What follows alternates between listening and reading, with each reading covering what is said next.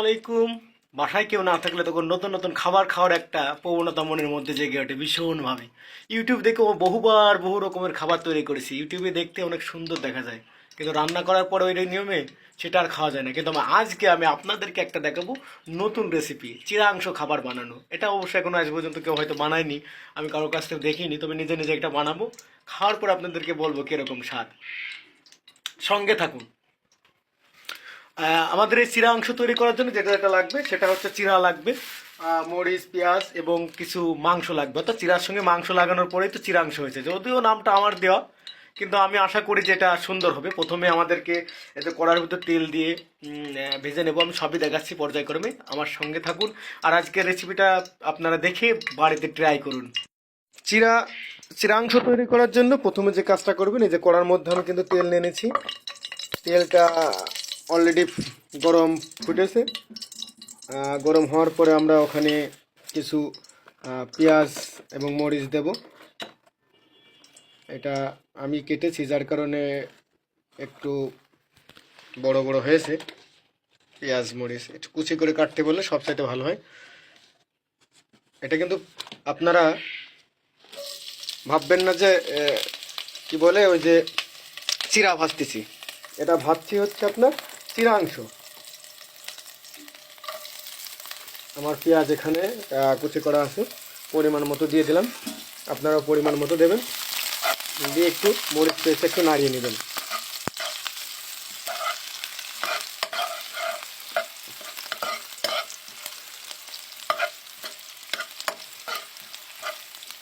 এরপর যে কাজটা করবেন সেটা হলো আপনারা এই যে চিরা, শুকনো চিরা এর মধ্যে দিয়ে দিবেন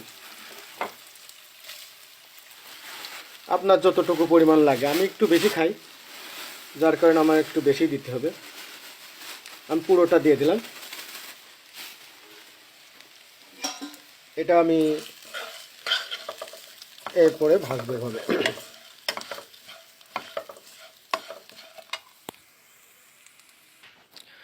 দর্শক বন্ধুরা, আপনারা দেখছেন যে চিরা কিন্তু প্রায় ভাজা ভাজা হয়ে আসছে। এদিকে আমি কিন্তু মাংসটা অনেক আগেই, আজ 2 দিন ধরে পূর্বের নিয়মে সনাতন পদ্ধতিতে সংরক্ষণ করা, এটা জাল দিয়ে দিয়ে গরম করে রাখা এই মাংসটা এখন এর সঙ্গে আমাকে ভাজতে হবে। তো দেখছেন যে এটা কিন্তু অলরেডি রান্না করা। সো এটা আমি এখানে কিন্তু চিড়েটা ভাজা শেষ হওয়ার আগ মুহূর্তে দিতে হবে, যাতে চিড়েটা বেশি পুড়ে না যায়, আবার মাংসটাও ভাজা হয়ে যায় এর সঙ্গে।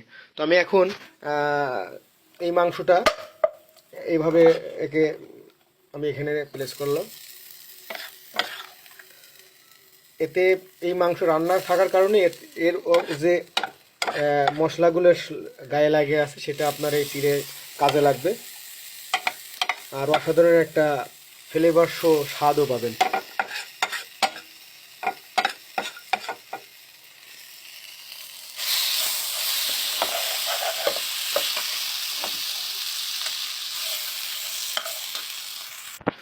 সবসময় মনে রাখবেন জালটা কিন্তু খুবই আস্তে আস্তে হবে, এটা সময় নিয়ে করতে হবে, সময় লাগবে। জালটা আস্তে আস্তে হবে এবং আপনার মাংসটা যতটা কুচি করতে পারেন ততটা কুচি করবেন, এতে আপনার সুবিধা হবে, স্বাদটা হবে অসাধারণ। মাংসটা কিন্তু আপনার রান্না করা যেহেতু সেহেতু এটা ভাজতে বেশি সময় লাগবে না, এবং চিড়ার সঙ্গে চিড়া যেরকম আপনার শুকনো আপনার কড়মড় করবে, এই মাংসটাও কিন্তু ঠিক অনুরূপই কিছুটা ভাজা ভাজা হয়ে যাবে একদম। তো এই খাবারের নামটা হচ্ছে আপনার চিরাংশ।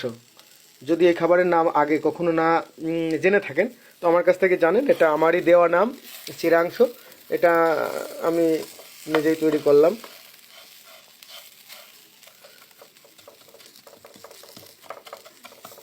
খুব মজা পাবেন খেয়ে। ধন্যবাদ সবাইকে। এরকম নতুন নতুন রেসিপি পেতে আমার সাথে সঙ্গেই থাকুন। এরপরে আমি আপনাদের আরও নতুন নতুন ধরনের খাবার তৈরি করে দেখাবো।